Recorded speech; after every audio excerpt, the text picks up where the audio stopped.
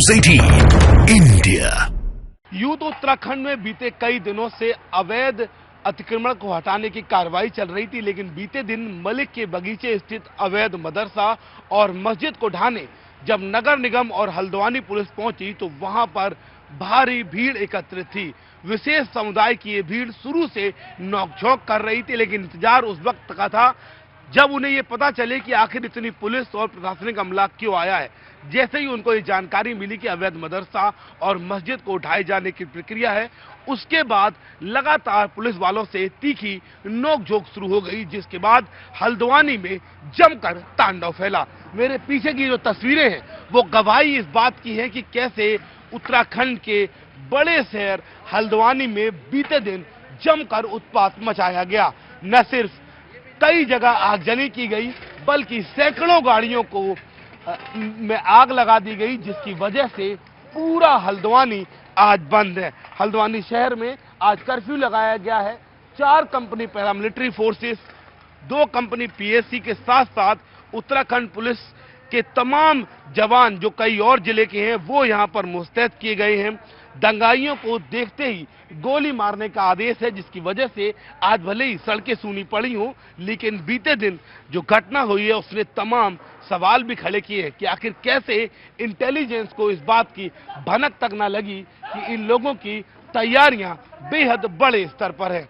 सूत्रों का यह दावा है जिस तरीके से पुलिसकर्मी भारी मात्रा में घायल हुए हैं, ऐसे में ये आनन फानन में की गई कार्रवाई नहीं थी, बाकायदा इसको लेकर पहले से प्लानिंग की गई। कई पुलिसकर्मियों के बाइट आप लगातार स्क्रीन पर देख रहे होंगे। जो घायल पुलिसकर्मी हैं वो भी लगातार इस बात का जिक्र करते हैं कि जिस तरीके से हमला किया गया पूरी तरीके से ऑर्गेनाइज लगता है। लोग पहले से तैयार थे, हालांकि पुलिस इसको लेकर तैयार नहीं थी। उन्हें यह उम्मीद नहीं थी कि इन सकरी सड़कों से इस तरीके का पथराव शुरू हो जाएगा।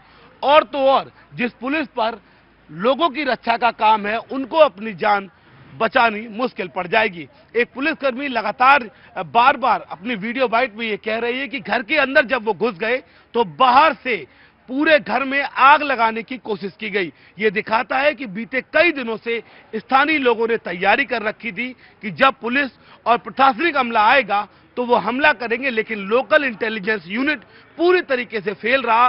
तमाम बड़े अधिकारी जो लगातार यूसीसी के लागू होने पर अपने दमखम ठोक रहे थे, कल उनकी व्यवस्था कुछ इस तरीके से नजर आई जब थाने में आग लगा दी गई और थाने को चारों तरफ से घेर लिया गया। बहरहाल बीते कई दिनों से पूरे उत्तराखंड में अवैध अतिक्रमण पर कार्रवाई चल रही है, लेकिन ये वो इलाका है जहां को लेकर हमेशा पुलिस ये कहती रही है कि ये बेहद संवेदनशील इलाका है। उसके बावजूद स्थानीय पुलिस को इस बात का आइडिया नहीं लगा कि इस लेवल पर शरारती तत्वों ने तैयारी कर रखी है कि न सिर्फ पत्थर बल्कि पेट्रोल बम और अवैध कट्टों से फायरिंग भी की गई, पूरे इलाके को आग लगा दी गई। हालांकि आज हल्द्वानी पूरी तरीके से जाम है, लेकिन इस हिंसा में 4 लोगों ने अपनी जान गंवाई, 250 के आसपास लोग घायल हैं। और सबसे बड़ी बात, जिस उत्तराखंड पुलिस पर लोगों की सुरक्षा का दारोमदार है, वो पुलिस कल स्वयं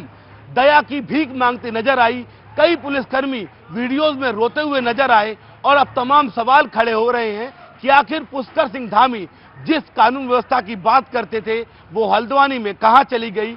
मामला इतना संवेदनशील होने के बावजूद मौके पर बड़े अधिकारी क्यों नहीं थे, भारी फोर्स क्यों नहीं था, और जब ऐसी कार्रवाई की शुरुआत की गई तो उस वक्त इंटेलिजेंस यूनिट क्या कर रहा था कि इस बड़े लेवल पर अवैध आक्रमणकारियों ने, शरारती तत्वों ने तैयारी कर ली, लेकिन इनको जानकारी तक नहीं थी।